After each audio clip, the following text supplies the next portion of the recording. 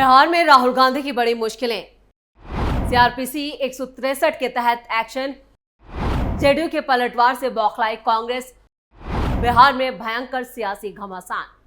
दिल्ली से आपसे मिलने आया।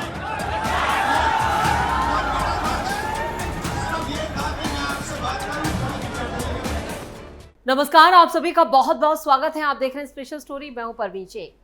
लोकसभा में नेता प्रतिपक्ष राहुल गांधी जब अंबेडकर छात्रावास के बाहर पहुंचे तो उनके काफिले को परिसर में एंट्री नहीं दी गई। उन्हें पार्टी के शिक्षा न्याय संवाद कार्यक्रम के तहत छात्रों से बातचीत करनी थी, लेकिन पहले राहुल गांधी को रोका गया, जिसके बाद जमकर हंगामा भी बचा।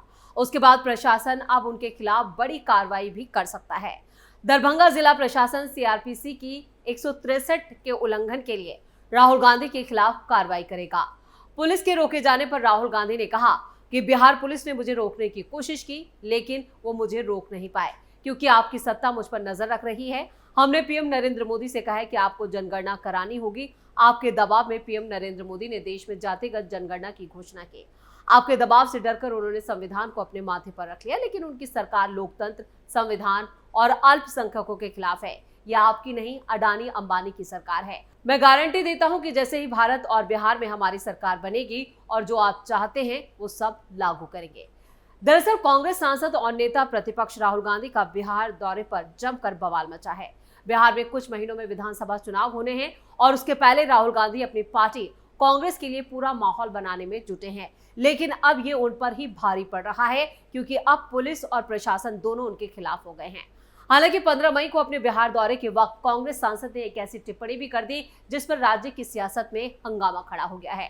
राहुल गांधी ने दरभंगा में अंबेडकर हॉस्टल के छात्रों से वो मिलने गए थे। हालांकि उनकी गाड़ी को हॉस्टल के अंदर एंट्री नहीं दी गई, लेकिन वो पीछे के गेट से वहां पहुंच गए। पुलिस प्रशासन ने हॉस्टल के गेट को लगा दिया और राहुल गांधी को बाहर ही रोक दिया गया। इस दौरान कांग्रेस के कार्यक्रम में पुलिस से झगड़े भी देखे गए और राहुल गांधी अपनी कार के अंदर बैठकर वीडियो शूट करते हुए नजर आए और इस वीडियो को बाद में कांग्रेस के ट्विटर हैंडल से साझा किया गया। इस बीच राहुल गांधी ने कहा कि हिंदुस्तान में लोकतंत्र नहीं है। राहुल गांधी की ये टिप्पणी इसलिए अहम हो जाती है कि वो संसद में नेता प्रतिपक्ष की कुर्सी पर बैठे हैं और जब वो इस तरह का बयान देंगे तो इस पर सियासी घमासान मचना तय है। आपको बताते हैं कि उन्होंने कहा क्या।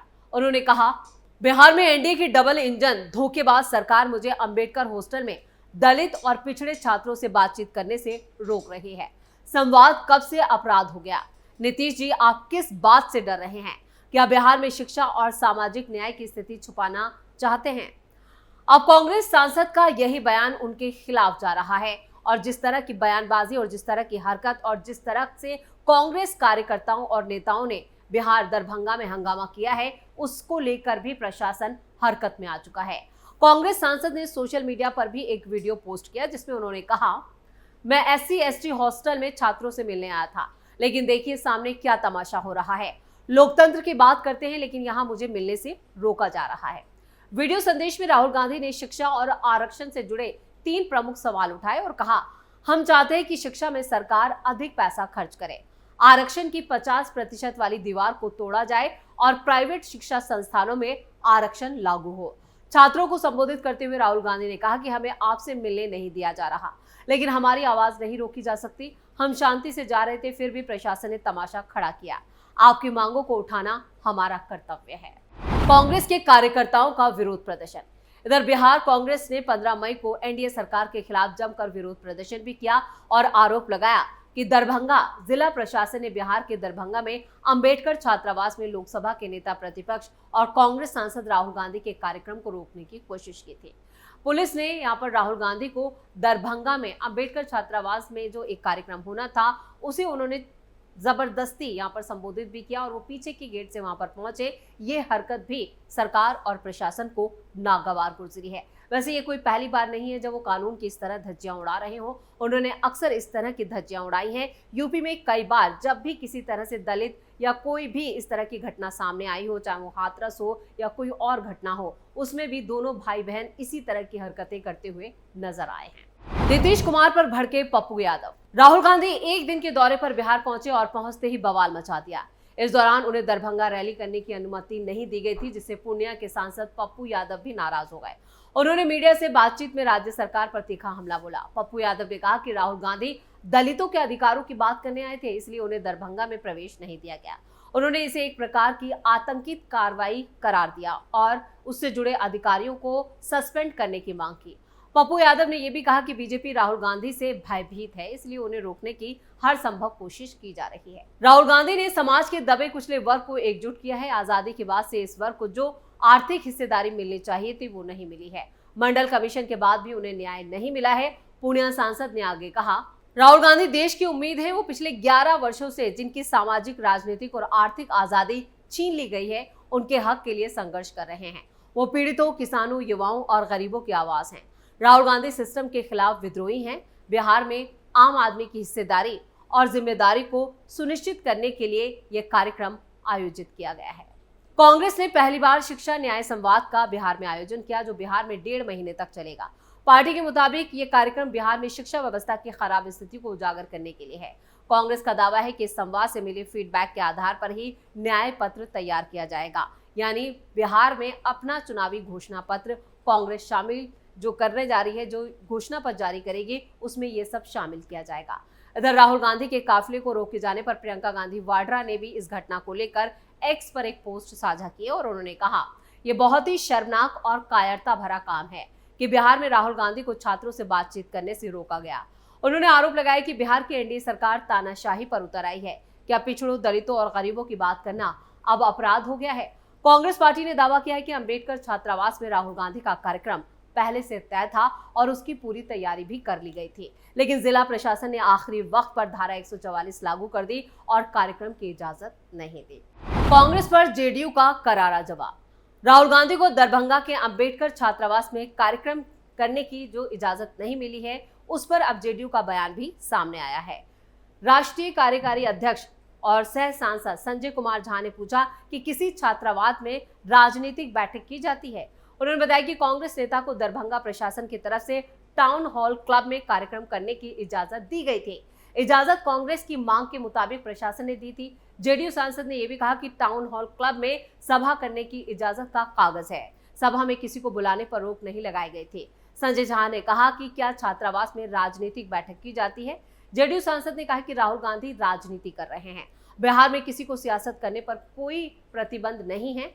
टाउन हॉल क्लब में कांग्रेस को कार्यक्रम करने की इजाजत दी गई थी। गौरतलब है कि बिहार चुनाव को राजनीतिक दलों ने जो तैयारियां हैं वो तेज कर दी हैं, लेकिन कांग्रेस जो है वो सबसे ज्यादा उत्पात मचा रही है। राहुल गांधी के दौरे से चढ़ा सियासी पारा। कार्यकर्ताओं में जान फूंकने के लिए दिग्गज कांग्रेसी नेताओं का बिहार दौरा लगातार जारी है। 15 मई को राहुल गांधी कार्यक्रम को संबोधित करने दरभंगा पहुंचे और यहां पर कांग्रेस नेताओं ने ही पुलिस और प्रशासन पर कई गंभीर आरोप लगा दिए। अंबेडकर हॉस्टल में छात्रों को रोकने से जो राहुल गांधी को कोशिश की गई, उसको लेकर भी कई आरोप लगाए। राहुल गांधी को रोके जाने से बिहार की सियासत इस वक्त उफान पर है। उन्होंने आरोप लगाया कि अंबेडकर हॉस्टल में छात्रों को संबोधित करने से रोकने की कोशिश की गई। लोकसभा में नेता प्रतिपक्ष ने कहा कि पीछे के रास्ते से छात्रों को संबोधित करने पहुंचे।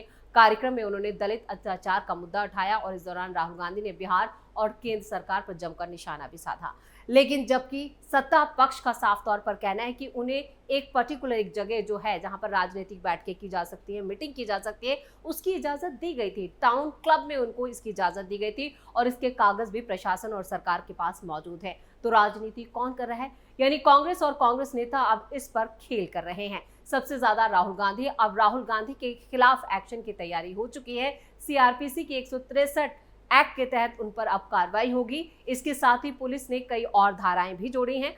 यानी बिहार चुनाव से पहले ही राहुल गांधी की मुश्किलें बहुत ज्यादा बढ़ चुकी हैं। आपको बता दें कि राहुल गांधी लगातार बिहार दौरा कर रहे हैं और जो महागठबंधन है वो सीटों को लेकर बैठक भी 2 से 3 बैठकें हो चुकी हैं, लेकिन अब तक सीटों के बंटवारे और सीएम पद को लेकर कुछ भी फाइनल नहीं हुआ है। यानी महागठबंधन में भी इस वक्त काफी बवाल मचा हुआ है, सियासी घमासान मचा है। उससे ध्यान भटकाने के लिए अब राहुल गांधी इस तरह के हथकंडे अपना रहे हैं। एक दिन के दौरे पर वो बिहार पहुंचे और जाते ही उन्होंने जमकर बवाल काटा है और अब उनके खिलाफ एक्शन की भी तैयारी हो चुकी है। इधर जेडीयू का साफ तौर पर कहना है कि उन्होंने इस तरह का कोई भी कार्यक्रम की इजाजत नहीं दी थी। वहीं राहुल गांधी जेडीयू के साथ साथ बीजेपी पर भी निशाना साध रहे हैं। आपको बता दें कि 15 मई को पूरे दिन जमकर हंगामा बिहार में देखने को मिला। खासतौर से दरभंगा में छात्रों की राजनीति करने के लिए पहुंचे और दलितों, छात्रों और पिछड़ों की बात करने वाले राहुल गांधी खुद अब मुश्किल में फंसते हुए नजर आ रहे हैं। कुछ महीनों में बिहार विधानसभा चुनाव होने हैं, जिसको लेकर सभी दलों ने अपनी अपनी तैयारियां अपने स्तर पर कर ली हैं, लेकिन अभी तक सीटों को लेकर जो मामला है वो सबसे ज्यादा विपक्ष में ही उलझा हुआ नजर आ रहा है। राहुल गांधी खुद अभी तक यहां पर तेजस्वी के साथ ये तय नहीं कर पाए हैं कि वो कितनी सीटों पर चुनाव लड़ने वाले हैं, जबकि तेजस्वी यादव कांग्रेस को उतनी सीटें देने को तैयार नहीं है जितनी वो मांग रही है, और इसको लेकर भी महागठबंधन में रार मची हुई है। और इधर बीजेपी की जो तैयारियां हैं वो बहुत ज्यादा आगे हैं और विपक्ष उन तैयारियों में भी बहुत पिछड़ा हुआ नजर आ रहा है, और इन सब से ध्यान हटकाने के लिए यहाँ पर राहुल गांधी इस तरह के हथकंडे अपना रहे हैं। तो स्पेशल स्टोरी में इतना ही। वीडियो कैसा लगा कमेंट करके अपनी राय जरूर दें। वीडियो को लाइक करें, शेयर करें और कैपिटल टीवी को सब्सक्राइब जरूर करें।